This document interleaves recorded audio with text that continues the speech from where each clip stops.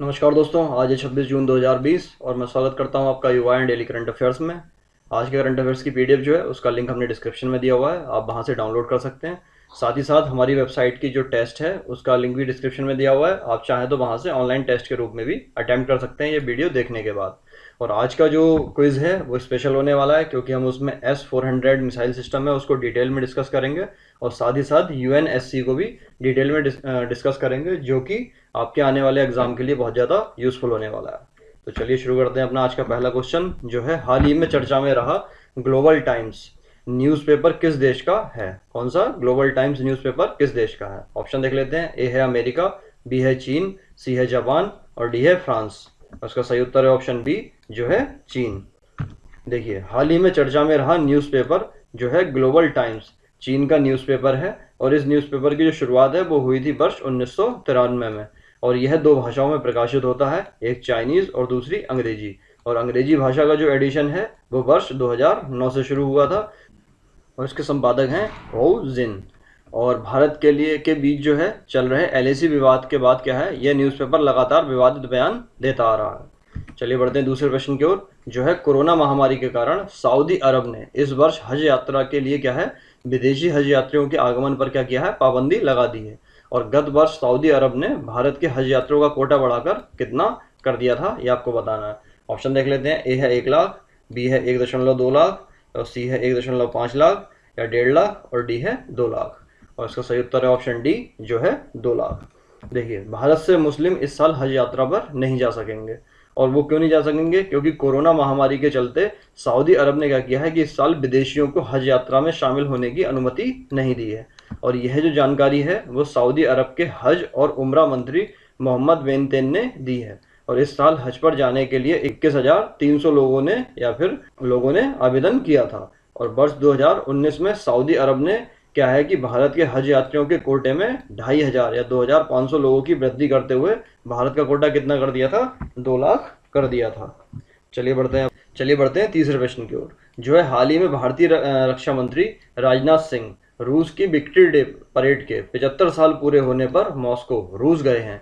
और रक्षा मंत्री की रक्षा सहयोग पर किससे बात हुई, ये आपको बताना है। ऑप्शन देख लेते हैं। ए है व्लादिमीर पुतिन, बी है यूरी बोरिसोव और सी है यूक्रांटक लार्डन और डी है व्लादिमीर वोस्की। और इसका सही उत्तर है ऑप्शन बी, जो है यूरी बोरिसोव। देखिए, हाल ही में भारतीय रक्षा मंत्री राजनाथ सिंह रूस की 75वीं विक्ट्री डे परेड में शामिल होने के लिए मॉस्को रूस गए हैं। वहां पर क्या है, राजनाथ सिंह की वार्ता जो है वो रूस के उप प्रधानमंत्री यूरी बोरिसोव के साथ हुई है। और यह वार्ता जो है वो रक्षा सहयोग के विषय पर हुई है। और रूस के साथ क्या है, सबसे बड़े हथियारों में सबसे अहम करार जो है वो किसका हुआ है, S-400 डिफेंस सिस्टम का हुआ है। इसके बारे में आज हम डिटेल में डिस्कस भी करने वाले हैं। देखिए, S-400 जो डिफेंस सिस्टम है वो भारत को दिसंबर 2021 तक मिलना है। अब देखते हैं कि क्या है S-400 सिस्टम।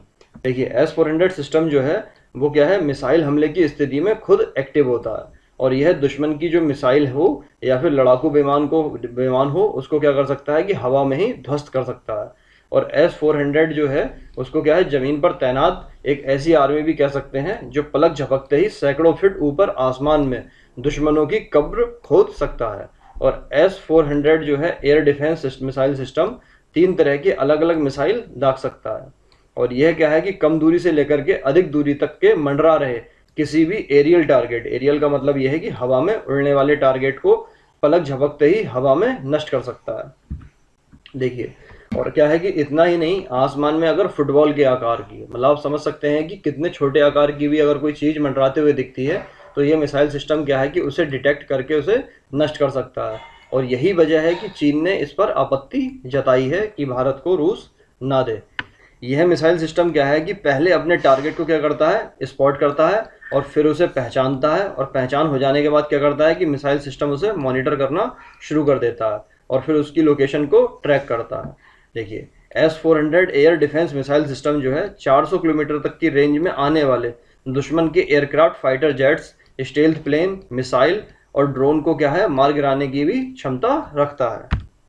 और प्रधानमंत्री नरेंद्र मोदी तथा रूसी प्रधानमंत्री व्लादिमीर पुतिन के बीच S-400 एयर डिफेंस सिस्टम पर डील हुई थी और इसके तहत रूस करीब $5 अरब या फिर 40,000 करोड़ रुपए में S-400 की 5 रेजिमेंट भारत को बेचेगा। और हाल ही में क्या हुआ था, जैसे चीन ने इस मिसाइल प्रणाली को भारत को न देने के लिए रूस से वार्ता की है, लेकिन क्या है कि रूस ने इस चीज को खारिज कर दिया है।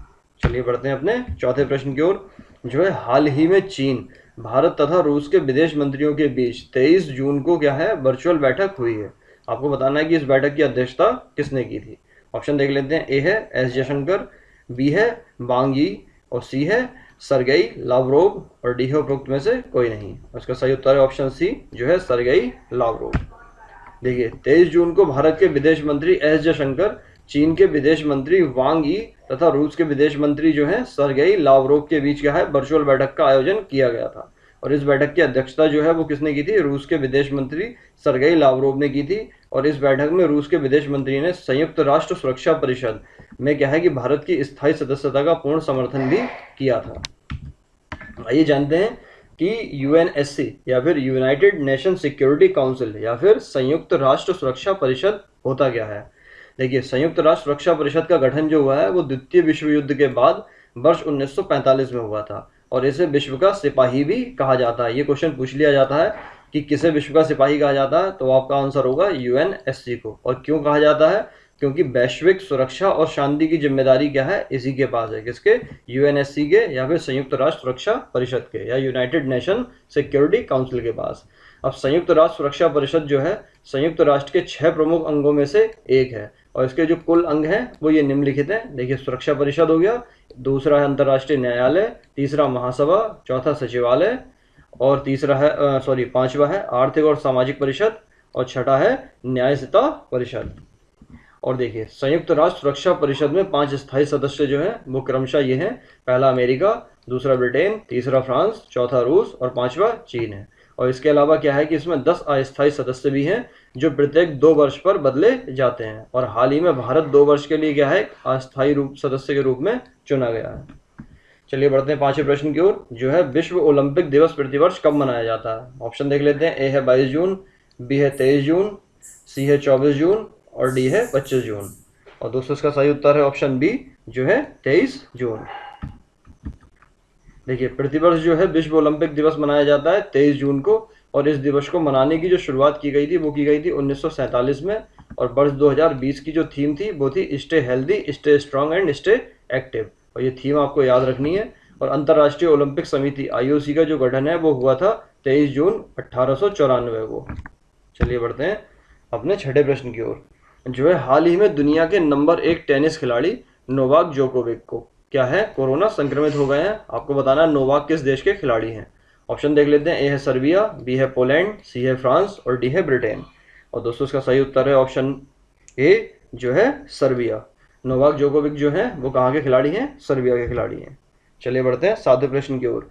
हाल ही में कौन से मंत्रालय ने युक्ति 2.0 या युक्ति 2.0 नामक पोर्टल को लॉन्च किया है। ऑप्शन देख लेते हैं। ए है मानव संसाधन विकास मंत्रालय, बी है आयुष मंत्रालय, सी है जल शक्ति मंत्रालय, और डी है विज्ञान और प्रौद्योगिकी मंत्रालय।